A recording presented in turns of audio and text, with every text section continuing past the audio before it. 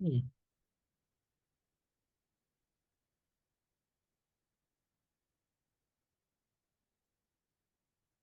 Hello. Hi.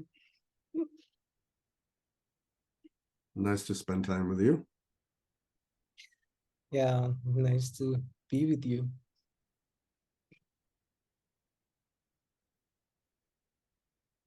So my my sense is that while you haven't studied expressive arts therapy, uh, that your interest has grown in the last few months since we met and since you joined Expressive Arts Without Borders and recently came to one of the workshops. So yeah, nice to connect and explore kind of the heart of what expressive arts work is, you know? Yeah, that's true.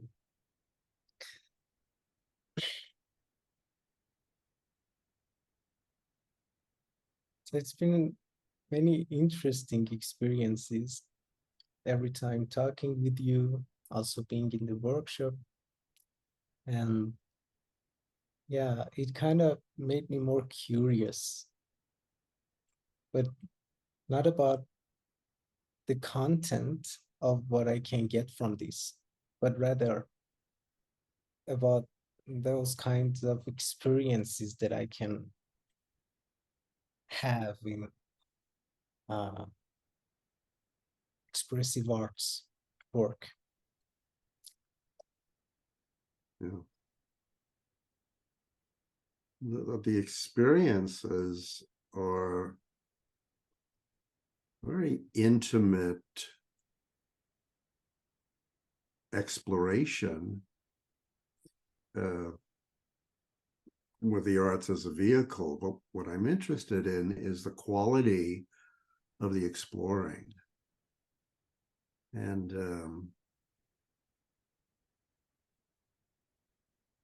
that when we have these workshops, they're not exercises, they're explorations.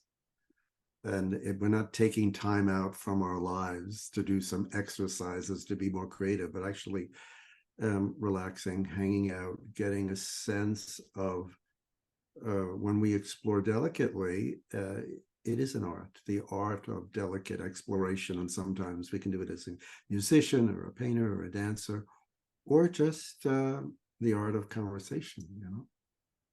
Hmm. Yeah.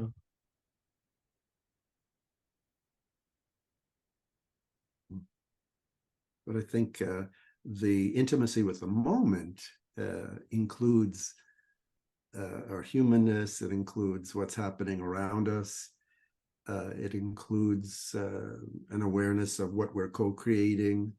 So, this intimate tracking of the unfolding, uh, there's a joy to meeting and also not being a witness, but actually on a very visceral level to sense how we're co-creating the meeting, you know, whether it's the two of us or uh, last time, 50 of us in this workshop, uh, co-creating, and sensing the profound delight in exploring, not only exploring something new, but a new way of exploring something.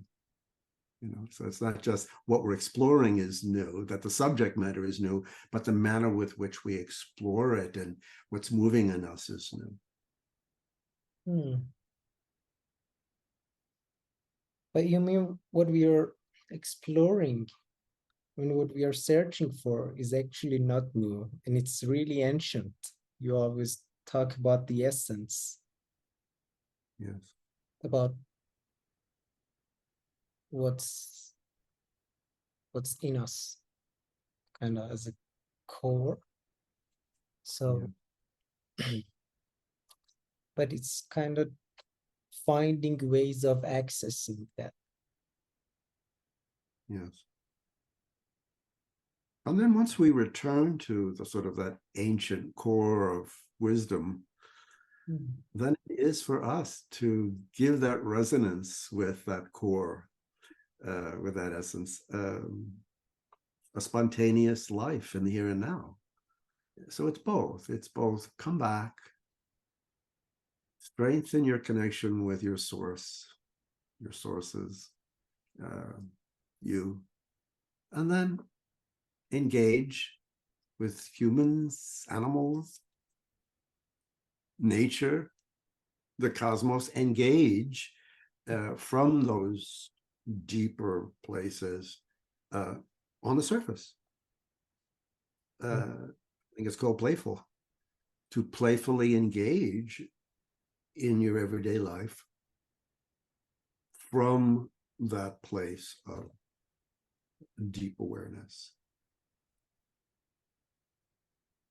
And using art as a vehicle, right? Yeah, using art as a way to stream, streaming into and then streaming from, whether it's movement or music or dance or poetry. There's a kind of a flow or streaming to what we might call source, and then a streaming from source. And of course, it's all happening simultaneously, like the yin yang symbol, this the yin and the yang just, right now I'm moving in and I'm expressing out, and you're moving in and expressing out, both of us as individuals, and then co-creating one kind of yin yang where we're coming back and we're expressing outward.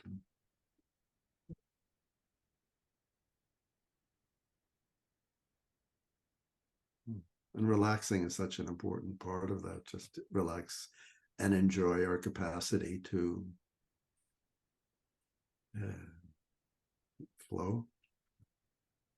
Yeah, to sort of respond to what we perceive, what we can become aware of. That's essential. And what makes it therapeutic is to break the habit of reacting, which is pattern behavior. And response has something to do with the freshness with which we can be in a moment without being in old patterns and reacting in old ways. So this phenomenon of response becomes sort of essential for the evolution of our capacity to be creative.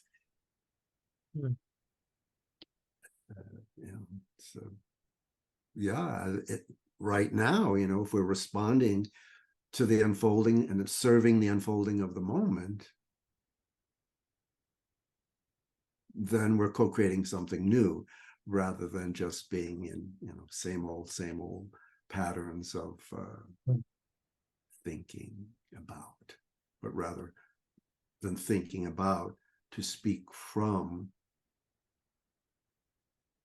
the littlest bit of clarity we have so that we can create more clarity. That's what I'm interested in expressive arts, especially these days, is how can we create clarity together?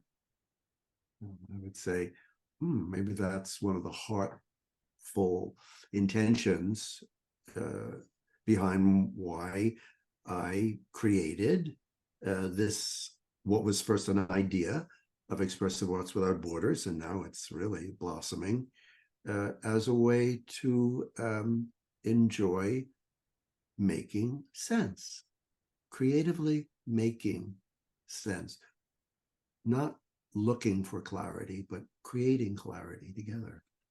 Like what we're doing right now, both of us wanting to take some time to enjoy truly meeting and co-creating some clarity about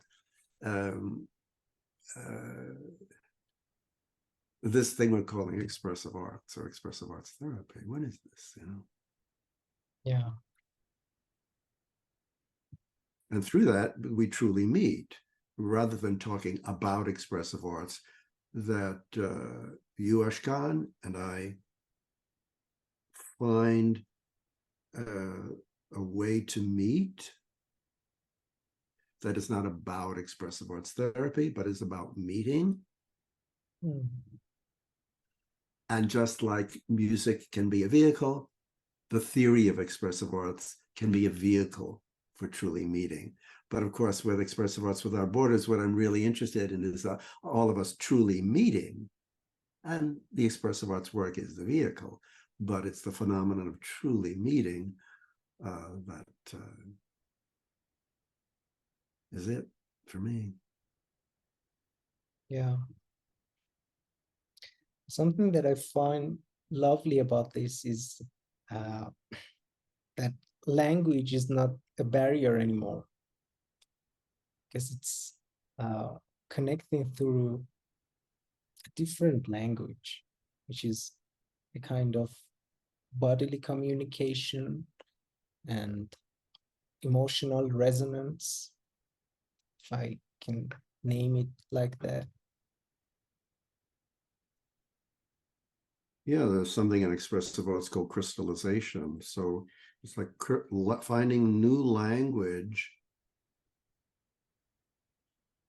whether it's visual, auditory, kinesthetic, just some way of creating language that helps to crystallize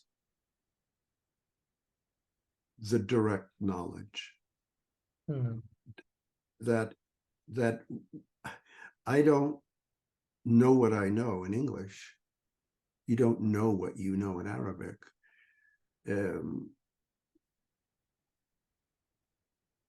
There's something quite pure that's original knowledge, and then the capacity to create language to access that ancient wisdom, or even vibrantly new clarity,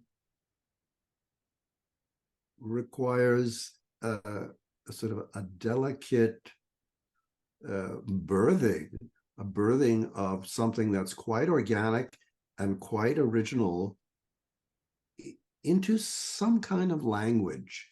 I never feel like English is my first language. I'm always wanting to translate what I know in my heart into English, or through the piano or with visual art. Poem is great also for sort of crystallizing what starts out as something that doesn't have language, kind of pre-language, and then taking care of its sort of transition into form, into language. And that's what expressive arts work is. Taking care of that transition from formlessness to form, not only taking care of it and be given to the beauty of it, but taken by it. That those incredible acts of creation are when we're taken by the power of that original sense of what precedes our ideas. Hmm.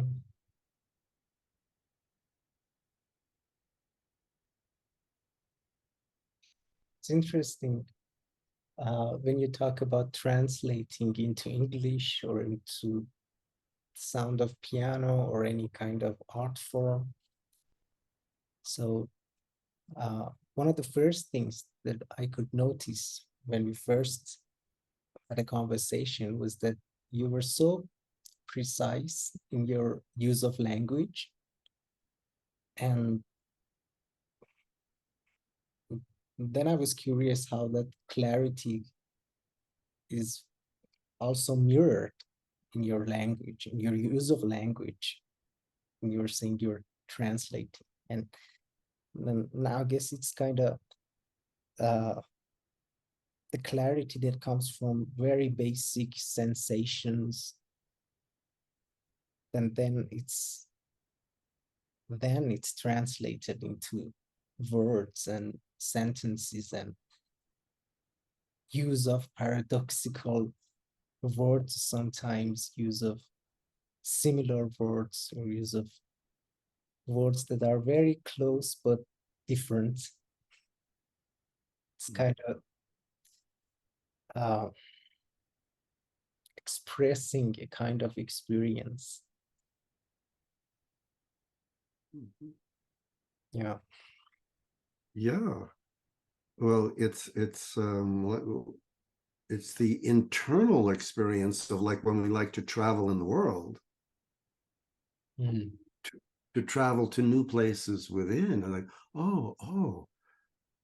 and I didn't see that before, and I didn't smell that before, and that's a new sensation. And so to refine my sense of my inner life, where I make sense within, and then refine that ability to communicate what I'm exploring and sensing, that's a whole other art form that I've spent much of my life cultivating, not only to explore and express what's so for me, but to sense, how can I share and truly meet from this place and establish resonance with an individual or a group in the phenomenon we call communicating.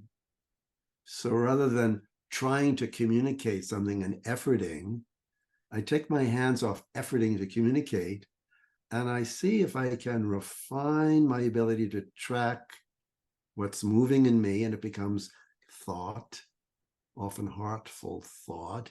And if you have some resonance, then we start to co-create some clarity, because it's not just about my sense of how to unfold what I'm seeing, but in communicating, I need to sense, is it landing in you? And if it is landing, what's my sense of how it's landing in you, and how it's moving our conversation forward? So it's a very visceral experience to have a conversation about meaning. It's, not just, have an intellectual, meaningful conversation, but meaning itself. Meaning gets to have a life through us. It's like just loving, putting our ear to the heart of meaning. And then this expressive arts work, it can become a therapy as it moves into purpose. So like all of this being drenched in so much beautiful meaning starts to land in the practical, and you say, I can see the purpose of being so sensitized. It makes us safer within ourselves, and it makes us safer to be around others when we're so sensitized. That's one of the great dangers of the planet now, is desensitization. Mm.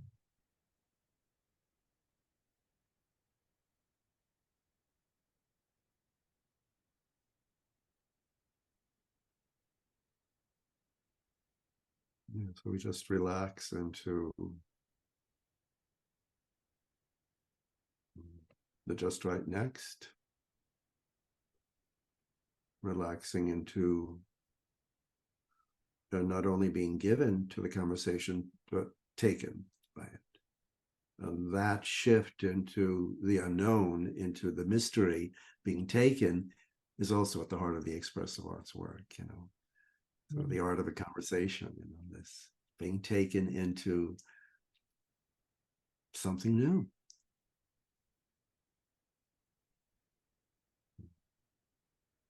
Yeah, so if I may, maybe to ask you, as someone who's a psychology student and has a good sense of how to use your intellect, since you've been exploring our connection and your work with expressive arts, do you notice how any change in sort of your criteria for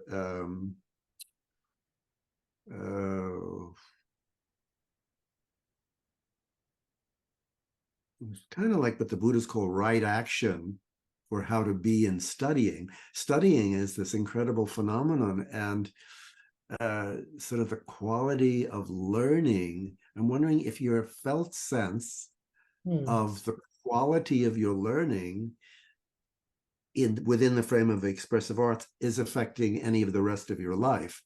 You know, I always hope that what happens when we work in expressive arts, it not stay in a bubble. You're only recently exposed to this, just been a few months, but I'm wondering if you're starting to sense how expressive arts is not just an experience that stays in a bubble, that it actually moves into. Yeah, it extends to different areas of life, and the most important thing was the quality of presence in our communications, and probably that clarity or that experience of staying relaxed and just sensing uh,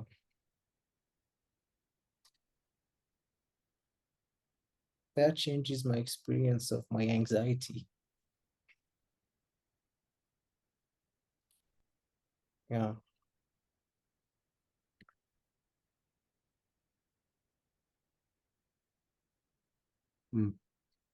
Can you say more about, so it sounds like you're addressing one way that you're being exposed to expressive arts work affects your everyday life, so that when there's a moment that you might be anxious, Yes. can you say, what are you noticing that occurs at that moment when you might be anxious, but maybe you're maybe a little less anxious because of, I don't know, is it the, if I may, is it something to do with the quality of your presence in responding to whatever's causing anxiety, that you might respond a little bit differently to what's coming up? It's kind of like I let myself sense it. I let myself experience it, or I let it touch me. But it's like the clarity once we were talking about, that you let something go kind of through you and pass where you. It's like sensing something, but just stay with it.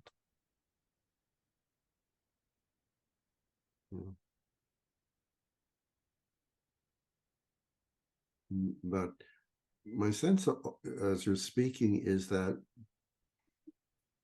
to not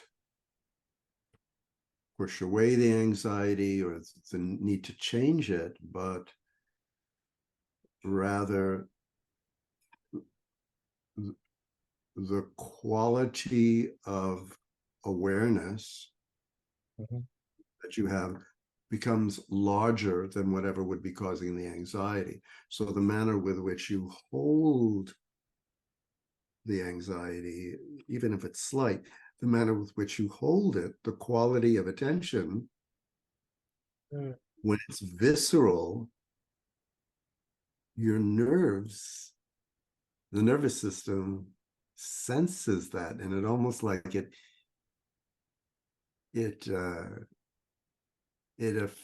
affects the nervous system, which affects the brain that's having all of these thoughts happening. So there's sort of a more embodied response, rather than sort of talking ourselves through the anxiety, to sort of intimately hold that time and space where something feels causing some kind of stress, to hold it with kind of what I might call a more pristine awareness, that it's not filled with thoughts and fears, and it's just the quality, this word to use, presence, that the quality of your presence affects what's occurring, affects the nervous system, affects what's moving in you, so that we don't have to say that the anxiety is wrong or bad. It's just, I notice that. So the quality of your noticing becomes more important than whatever you're experiencing in the anxiety. But the manner with which you hold it becomes more important. Yeah, and one of the things that I also find in expressive arts is the experience of enjoying being sensitive. So being sensitive is not a a weakness, kind of. It's not something that um might make you anxious or make you bad or make you uh weak. Rather than that, it's something that you can enjoy and something that makes you alive and you Yes. experience as a human. Yes.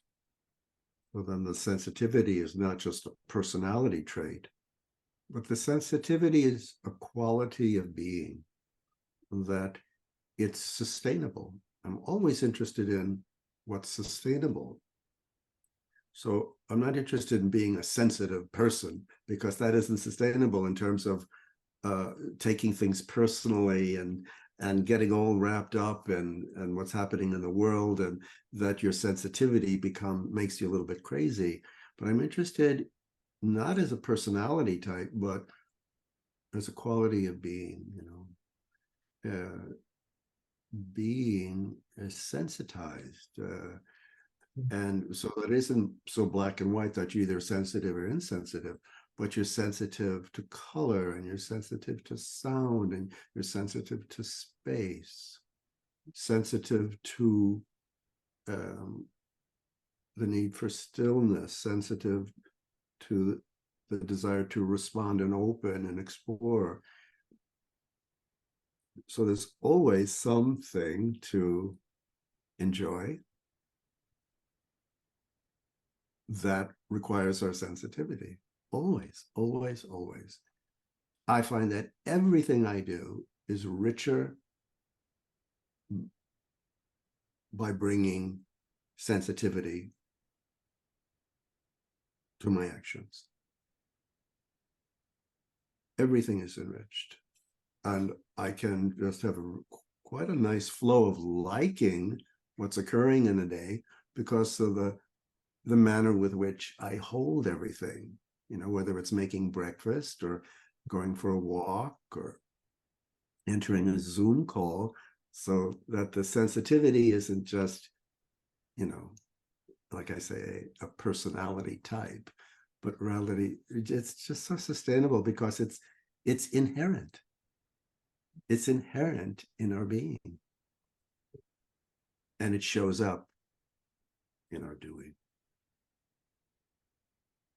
If we relax and as you say, if we like that sensitivity, it will increase. Yeah, and kind of being appreciative of this sensitivity, not to run away from it, because it's can sometimes become difficult when you're sensitive. You don't always sense good things. You also sense kind of bad feelings, bad sensations, sometimes painful. But then it's again your relationship with that pain.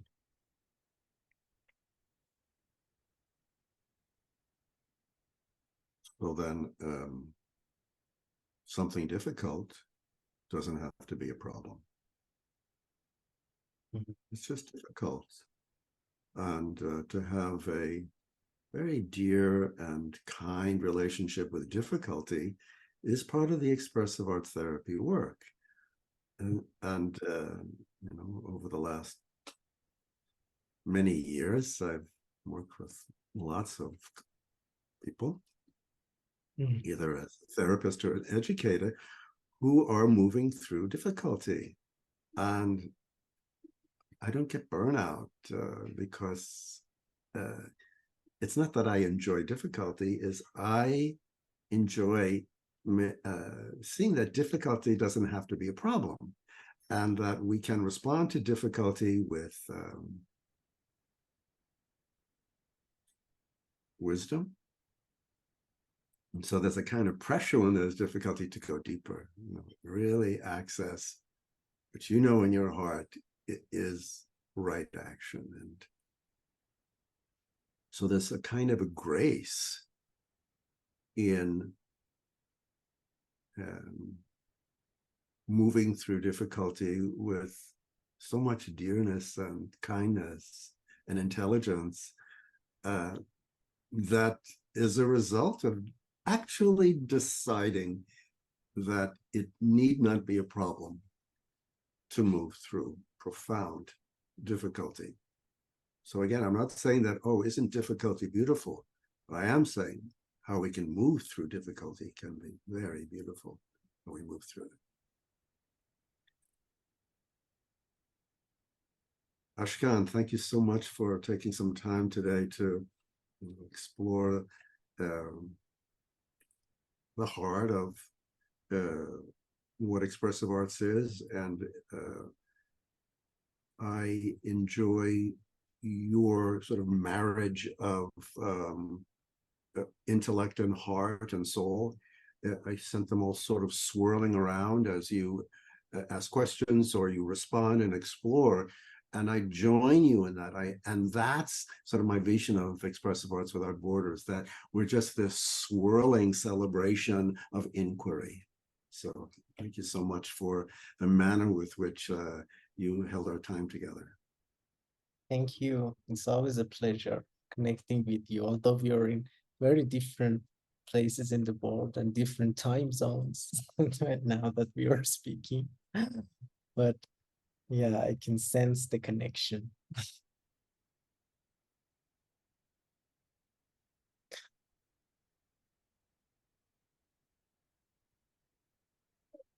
See you next time. Yeah.